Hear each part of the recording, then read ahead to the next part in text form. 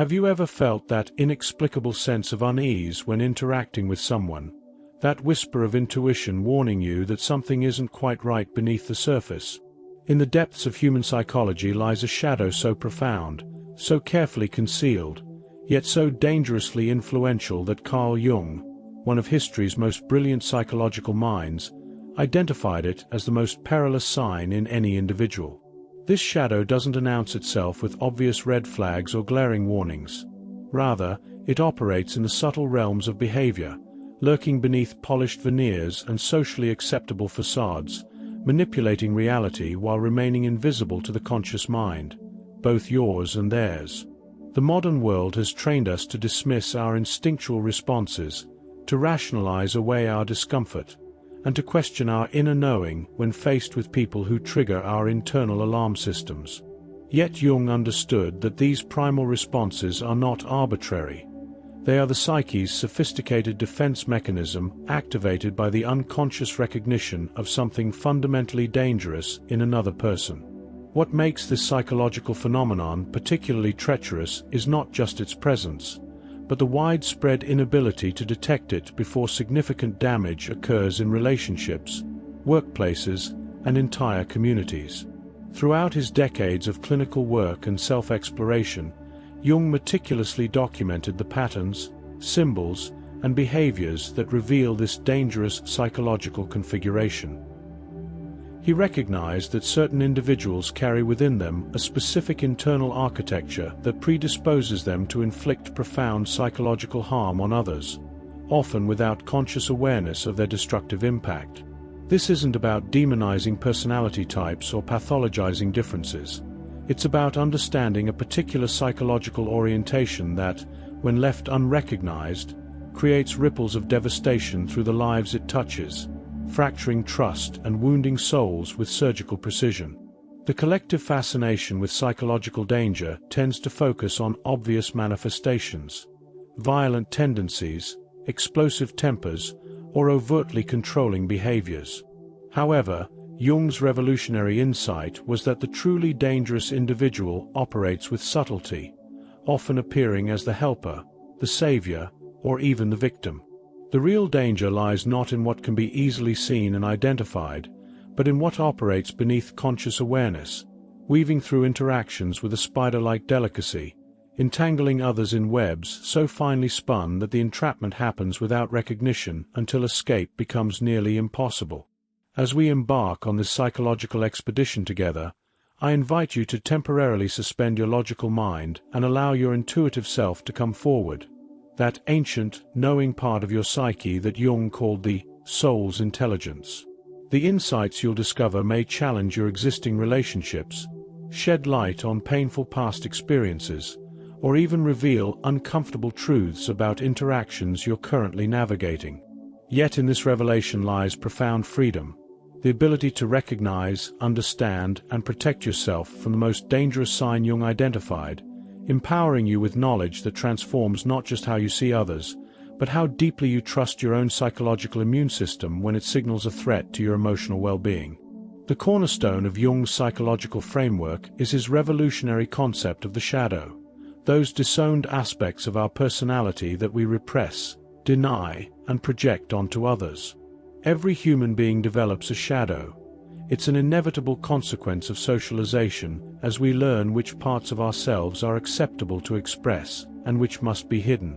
However, Jung identified a critical distinction. While most people maintain some level of connection with their shadow material, allowing for gradual integration and growth, the truly dangerous individual has completely severed this connection, creating an impenetrable psychological wall between their conscious self-image and the disowned aspects of their personality. This profound disconnection produces what Jung termed a psychological inflation, an over-identification with the conscious persona that becomes increasingly rigid and perfectionistic. The person genuinely believes in their superiority, special status, or moral elevation precisely because they have no conscious access to their shadow qualities.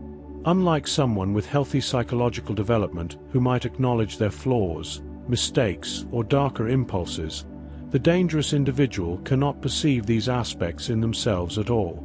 This isn't simple denial, It's a structural feature of their psyche that makes genuine self-reflection impossible without significant psychological intervention. The most alarming aspect of this psychological configuration is how it manifests in relationships.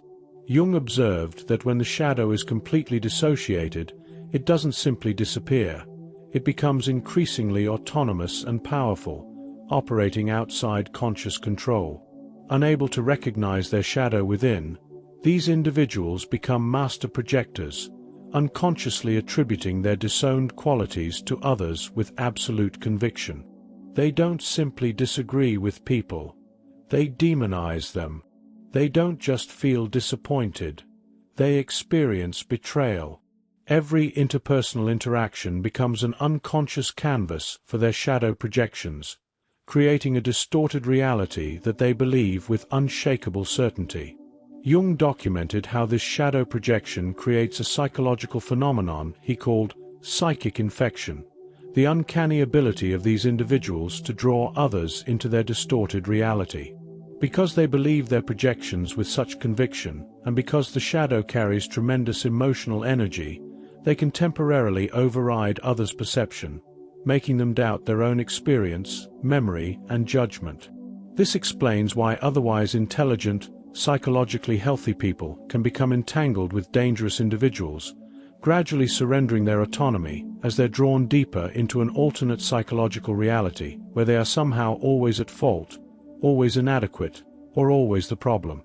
The insidious nature of this dynamic lies in its gradual progression. The dangerous person rarely reveals their true nature immediately. Instead, they often initially present as exceptionally charming, attentive, and emotionally attuned. Jung noted this paradoxical quality, that those most disconnected from their authentic emotional life can be masterful at reading others' emotions and vulnerabilities.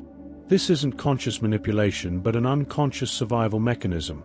Having disowned essential parts of themselves, they develop heightened sensitivity to the emotional landscape of others, creating a false sense of profound connection that later becomes the foundation for control, devaluation, and psychological harm once the relationship has solidified. The most dangerous sign in a person, according to Jung's analytical framework, is not a single behavior, but a constellation of characteristics that together create a distinct psychological pattern. Central to this pattern is what he described as unconscious identification with the archetypal self, a grandiose confusion wherein the individual mistakes their ego, the limited, conscious personality, with the self, the totality of the psyche, including conscious and unconscious elements. This identification manifests as an unshakable conviction in their inherent rightness, special status, or superior understanding that brooks no contradiction or limitation. This archetypal inflation creates a peculiar psychological reality where the person genuinely experiences themselves as beyond ordinary human limitations or ethical constraints. Jung observed that such individuals often attract others through the appearance of extraordinary confidence, vision, or purpose. They may position themselves as uniquely gifted healers, teachers, visionaries, or truth-tellers whose mission transcends conventional understanding. The danger lies not in confidence itself, but in the complete impermeability to feedback, correction, or limitation, what Jung called psychological imperviousness, making any genuine relationship impossible since true connection requires mutual vulnerability and influence. Perhaps the most telling indicator of this dangerous psychological structure is the person's relationship to their own failures, mistakes, or harmful impacts. Jung noted that healthy psychological development includes what he termed the painful opus of owning one's shadow, the ongoing work of recognizing and integrating disowned aspects of the self. The dangerous individual is remarkably consistent in their inability to engage in this process. When confronted with evidence of their mistakes or harmful behavior, they display what modern psychologists might call narcissistic injury, a disproportionate rage, withdrawal, or counterattack that serves to protect their inflated self-concept from the intolerable recognition of limitation or error. This dynamic creates what Jung described as a hermetically sealed, psychological system that becomes increasingly rigid over time. Unable to incorporate contradictory information or genuine feedback, the person develops increasingly elaborate explanations for difficulties or failures, almost always locating the problem in others rather than themselves. Jung observed that this often manifests as a curious psychological reversal, where the person positions themselves as the victim precisely when they are most actively victimizing others. This isn't conscious deception, but a profound distortion in perception. They genuinely experience themselves as under attack when faced with legitimate boundaries or accountability. The long-term trajectory of relationships with such individuals follows a pattern Jung identified across numerous clinical cases. Initially, others are drawn in by what appears to be exceptional confidence, insight, or transformative potential. As the relationship progresses, subtle devaluation begins, often framed as helping or teaching, gradually undermining the other person's confidence and autonomy.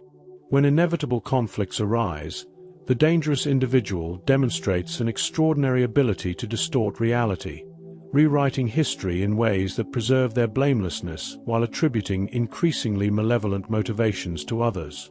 The final stage typically involves discarding. Once a relationship requires genuine accountability or reciprocity, the person often abruptly withdraws interest and moves to new targets for their projections. Jung's clinical observations revealed a fascinating paradox within these dangerous individuals. Despite their apparent strength, certainty, and charisma, they operate from a profound inner emptiness that he termed the void at the core. Having dissociated from substantial portions of their authentic self, they experience an unconscious but persistent sense of unreality or non-existence that drives relentless seeking of external validation, control over others, or situations that generate intense emotional reactions. This emptiness cannot be filled because its solution, genuine self-awareness and shadow integration, is precisely what the psychological structure defends against most vigorously. The manifestation of this void creates distinctive behavioral patterns that, once recognized, serve as powerful warning signs. Jung noted the presence of what he called intensity without intimacy. Relationships characterized by dramatic declarations, boundary violations disguised as special connection, and cycles of idealization and devaluation. There's a quality of hunger in these interactions. The person seems to want something from others that goes beyond normal human connection, something that others can sense but rarely name. This unnamed quality is the unconscious attempt to use others as repositories for disowned parts of the self, turning relationships into vehicles for psychological projection rather than genuine connection. Particularly illuminating is Jung's observation about how these individuals relate to truth and narrative. Having lost connection with their authentic inner experience, they develop what he called provisional lives, narratives about themselves and their experiences that shift according to the needs of the moment rather than reflecting consistent inner reality. This isn't conscious lying in most cases. Rather, the person experiences whatever narrative currently serves their psychological needs as genuinely true. This fluidity with facts, personal history, and commitments creates a disorienting effect on others, who may find themselves unable to establish solid ground in the relationship as shared reality continuously shifts. One of Jung's most profound insights concerns the relationship between these dangerous individuals and power. He observed that they are drawn to situations that offer control over others, not necessarily through formal authority, though they often seek that as well, but through psychological dominance. This manifests in subtle dynamics, positioning themselves as teachers, healers, or guides, establishing relationships with significant age or experience differentials, or creating situations of dependency. What makes this particularly insidious is that the person genuinely believes in their benevolent intentions. The drive for power operates from the unconscious shadow, invisible to their conscious mind but painfully evident to those who eventually find themselves controlled, diminished, or discarded. The psychological danger extends beyond individual relationships into group contexts, where Jung identified these individuals as catalysts for what he termed mass psychosis, the suspension of individual critical thinking in favor of shared delusion. Through a combination of certainty, charisma, and the human hunger for meaning, they can create environments where reality testing breaks down and groups adopt increasingly extreme beliefs or behaviors. Jung witnessed this phenomenon throughout history in political movements, religious cults, and even therapeutic communities where the leader's psychological inflation infected followers, creating closed systems increasingly detached from external reality and ethical constraints. Jung's clinical work revealed a counterintuitive aspect of these dangerous individuals that often confuses those trying to understand them: their genuine psychological fragility beneath the grandiose exterior. Because their conscious identity is built on denial of substantial aspects of their humanity, they lack the resilience that comes from authentic self-knowledge.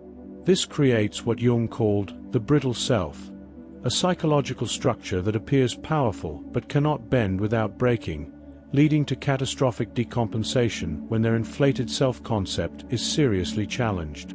This fragility explains the extreme measures they take to control narratives, relationships, and perceptions. Psychologically, it's a matter of psychological survival rather than mere preference.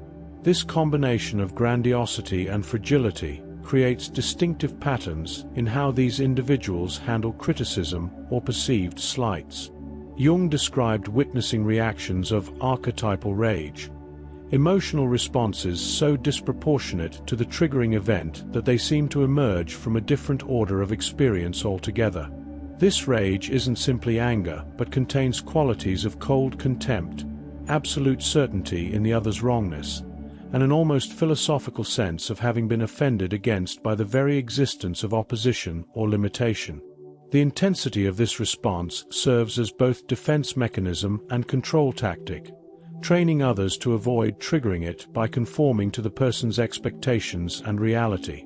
Perhaps the most perplexing aspect of these dangerous individuals is what Jung termed emotional simulacra, their ability to display what appears to be empathy, vulnerability, or emotional depth without the corresponding authentic inner experience. This isn't conscious deception, but rather a form of psychological mimicry developed in response to their inner emptiness. Having observed how normal human connection works, they can produce convincing approximations of emotional intimacy that initially fool even psychologically sophisticated others. The giveaway emerges over time through subtle inconsistencies, emotions deployed strategically rather than arising organically, vulnerability that never includes genuine accountability, or empathy that mysteriously disappears when it doesn't serve their interests. Jung emphasized that recognizing these individuals requires attending not just to their behavior, but to one's own psychological responses in their presence. He identified a characteristic feeling he called uncanny disorientation, a subtle but persistent sense of confusion, self-doubt, or reality distortion that emerges in sustained interaction with them. This disorientation stems from the constant management of contradictions between their words and actions, between their self-presentation and impact on others, between the intensity of connection they demand and the hollowness of what they offer in return. Jung advised that this feeling of psychological vertigo should be trusted as valuable information rather than dismissed as one's own failure of understanding. The most reliable indicator of this dangerous psychological configuration, according to Jung, is what happens when these individuals encounter boundaries. While healthy personalities respect limits and adjust accordingly, these individuals display what he called boundary blindness, an inability to perceive or honor others' separateness and autonomy. This manifests as persistent violations framed as care, help, or special connection. When boundaries are explicitly stated, the response follows a predictable pattern: initial incredulity, followed by attempts to negotiate or explain away the boundary, escalating to anger or devaluation if the boundary holds firm. This progression reveals the fundamental inability to perceive others as fully real or entitled to their own psychological sovereignty, the core danger Jung identified in these personalities.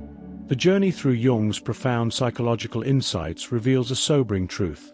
The most dangerous individuals are not those who announce their destructive potential through obvious violations or threats, but those who operate behind a carefully constructed facade of normalcy, helpfulness, or even spiritual elevation. The true peril lies in their fundamental inability to perceive themselves accurately, combined with an extraordinary capacity to draw others into their distorted reality system through projection, charm, and the exploitation of universal human needs for connection, meaning, and validation. This is not a simple case of difficult personality or conflicting needs. It represents a specific psychological structure that, by its very nature, creates harm while remaining convinced of its own benevolence. Recognition of this danger does not call for paranoia or wholesale distrust of others, but rather for what Jung termed psychological discernment, the cultivated ability to distinguish between authentic human connection and its simulated counterpart. This discernment begins with reconnection to your own internal signals, those subtle feelings of unease, confusion, or emotional vertigo that emerge in the presence of these dangerous dynamics. Jung emphasized repeatedly throughout his work that the body and emotions contain wisdom that often precedes conscious understanding. Learning to honor these signals, rather than dismissing them as irrational or uncharitable, represents the first line of psychological defense against harmful entanglements.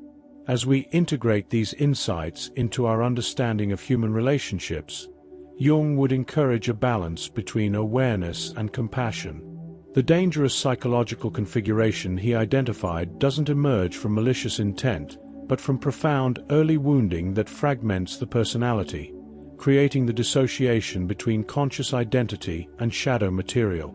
Understanding this doesn't require accepting harmful behavior or remaining in destructive relationships, but it does invite us to see the tragedy in these individuals, forever seeking connection while unconsciously destroying its possibility, perpetually hungry yet unable to be nourished by authentic relationship. This perspective allows us to protect ourselves without dehumanizing others, maintaining our ethical orientation even as we establish necessary boundaries. Perhaps the most valuable application of Jung's insights is not just in identifying dangerous others, but in the invitation to continuous shadow work within ourselves. The dangerous configuration develops along a spectrum. While some individuals may be completely identified with their persona and dissociated from their shadow, most of us exist somewhere in the middle, aware of some disowned aspects of ourselves while remaining blind to others. By engaging honestly with our own capacity for inflation, projection, and self-deception, we not only become less susceptible to manipulation by others, but also ensure we don't unconsciously inflict similar harm. This ongoing psychological work is not just personal growth, but ethical responsibility. In the silent spaces between these words, I invite you to reflect on what has resonated most deeply. Which insights illuminated past experiences or current relationships? Which concepts brought clarity to confusion you couldn't previously name? The recognition of psychological danger isn't meant to instill fear but to awaken discernment. It serves as an invitation to honor your intuition, value your perception, and trust your inner knowing when it signals something amiss. As Jung himself wrote in one of his most penetrating observations, "Until you make the unconscious conscious, it will direct your life and you will call it fate."